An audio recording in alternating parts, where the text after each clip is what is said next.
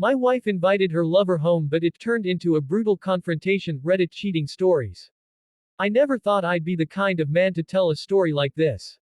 For years, I prided myself on building a life based on trust, loyalty, and love. My wife, Emily, had been my partner for over 10 years. We met in college, fell in love quickly, and got married young.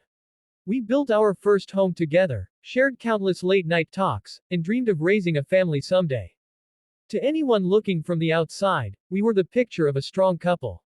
But betrayal has a way of slipping into your life quietly, disguised as routine, hidden beneath smiles and excuses.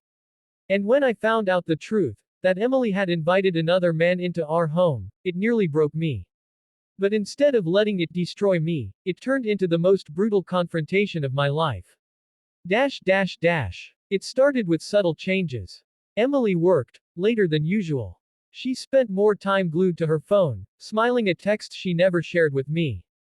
When I'd ask, she'd brush it off with a laugh, telling me I was being paranoid. I wanted to believe her, because believing her lies was easier than facing the possibility that my entire marriage was crumbling. One night, while she showered, her phone buzzed on the nightstand. I shouldn't have looked, but something inside me screamed that I needed to. And there it was. A message from someone named D. It wasn't just casual texting. It was intimate, raw, passionate. Words I hadn't heard from her in years, now directed at another man. My heart pounded in my chest as I scrolled, realizing the depth of it. They weren't just chatting. They were planning. She was inviting him over, to my house. The home I worked long hours to pay for, the place where every picture on the wall told the story of our life together. That night, I couldn't sleep. My body trembled with rage, hurt, and disbelief. I wanted to scream, confront her right then. But instead, I decided to wait. If she was bold enough to invite her lover into our home, then I would be there to see it. The following evening, I told Emily I had to work late. I kissed her on the cheek before leaving, masking the storm inside me.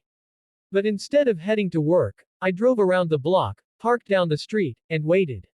Minutes felt like hours. Finally, headlights appeared, and a sleek black car pulled into my driveway. A tall man stepped out, dressed sharply, carrying a smug confidence that immediately set my blood boiling.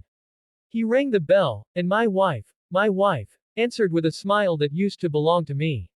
She welcomed him inside, touching his arm as if they were long-lost lovers. I could hardly breathe, but I wasn't going to stay outside. I walked up quietly, unlocked the door with my own key, and stepped into my house. The look on their faces when they saw me, pure shock. Emily's eyes went wide, her mouth dropped open, and the man looked like he had just seen a ghost. "Well," I said, my voice calm but cold. "I see the party started without me." Emily stammered, "Mark, I can explain." "Explain what?" I cut her off. "That you invited your lover into my home. That you thought I was too blind, too stupid to notice." The man, trying to salvage his pride, stood up straight. "Look, man, this is between you and her. I didn't know she was. But I wasn't having it. Don't you dare. You knew exactly what you were doing." The room crackled with tension. Emily tried to place herself between us, but it was too late. Years of anger, neglect, and betrayal erupted. The confrontation wasn't just about fists or shouting, it was about truth spilling out after years of lies. Emily broke down crying, confessing that she had felt unloved, unnoticed, and sought comfort in someone else. She admitted she had been seeing him for months. Her words stabbed deeper than any blade. But I wasn't blameless. I had buried myself in work, providing financially but neglecting the emotional connection we once had. Still, nothing justified the betrayal of bringing another man into the sanctuary of our home. The other man, realizing he had no place there, left quickly. That left just Emily and me, two people standing in the ruins of what used to be a marriage. I told her, with a steady voice, "You didn't just betray me. You destroyed everything we built together. This house isn't a home anymore, it's just walls and lies." She begged for forgiveness, but I couldn't give it. Not then, maybe not ever. I packed a bag that night and left. The days that followed were some of the hardest of my life. Divorce papers were filed, and every memory we once shared felt like ashes in my hands. But through the pain, something powerful happened. I realized that betrayal didn't define me. I wasn't weak. I wasn't broken. That brutal confrontation became my turning point. I learned to value myself again, to rebuild not just my life but also my sense of worth. Friends who I thought were distant came closer, supporting me. I focused on my health, my passions, and eventually, a new chapter of my life began, one built on honesty and self-respect. If you're listening to this story, maybe you've been through something similar. Maybe you've been betrayed by the person you trusted most.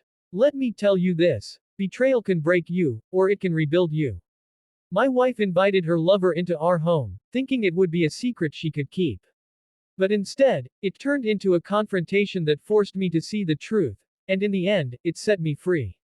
Because sometimes, the worst betrayal becomes the beginning of your greatest strength.